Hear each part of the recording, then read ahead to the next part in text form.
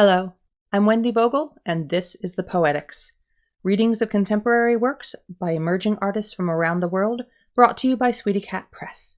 Today's episode is co-sponsored by Pat O'Neill. Our first poem today is Windy Autumn Day by Joseph Ferguson. The old trees shake great heads and point gnarled limbs, nattering in crisp chorus, as newly freed leaves race up driveways, across lawns and roads, like children gleefully fleeing mischief. That was Windy Autumn Day by Joseph Ferguson. Next we have Virtuoso by Sultana Raza. From desiccated husk he wanted to part. He'd plucked out stories from rarefied air. Sour, thirsty mouth, ached, rusty heart, had scintillating poems he couldn't share.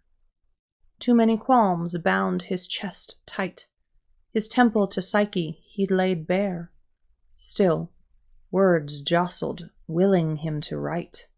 Spring leaves from his tree, time chose to tear. Why couldn't he manifest? Poems anger stoked. Feverish lay lines, hissed and smoked. Into his laurels, verses crystallized. Too late, his genius was realized. Into his potential, as odes transformed, many gentle spirits they've now warmed. That was Virtuoso by Sultana Raza. Next is I Lost Me by Nancy Lou Henderson.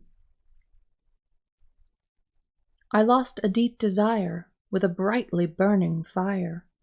I lost the will to be, the truth inside of me. I lost a yearning to be much more. But then faith led me to a new door, opening the door to a beautiful sight, finding me in the glowing light. I lost me, but now I can see I was not lost.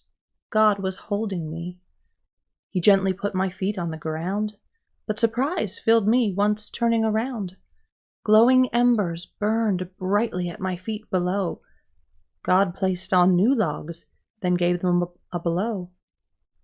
The logs began to flame as a new fire grew, but beyond the flames there was something new, a path laid beyond, with many bends in the road, and at each bend stood an angel ready to help carry the load.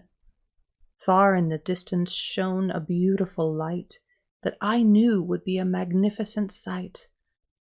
I lost me, but only for a little while. My faith found me, and then God made me smile. That was I Lost Me by Nancy Lou Henderson. Our final poem today is Matters of the Heart by Denise O'Hagan. I had not realized hands and fingers could be so small, so pink and crinkly, nails and all. A little tiny human being, complete, perfect, except that you were not. I could not hear. I did not want to know the complicated diagnosis. They were pressing in upon us. I'd never heard of Epstein's anomaly. Just wanted to hold you with my eyes through the plastic pod of the incubator, moving so the reflections didn't take away a single little part of you. While you lay swathed in lines, bathed in fluorescent lights, and fed on oxygen, we bit our nails in the waiting room. A rare condition, the doctor's careful words, pronounced at last, oracle-like, would later pour through our minds, and we'd sieve them hungrily to extract a drop of extra meaning. Excuse me? No, severe. Hard to say. He paused with professional reticence. It's a case of wait and see.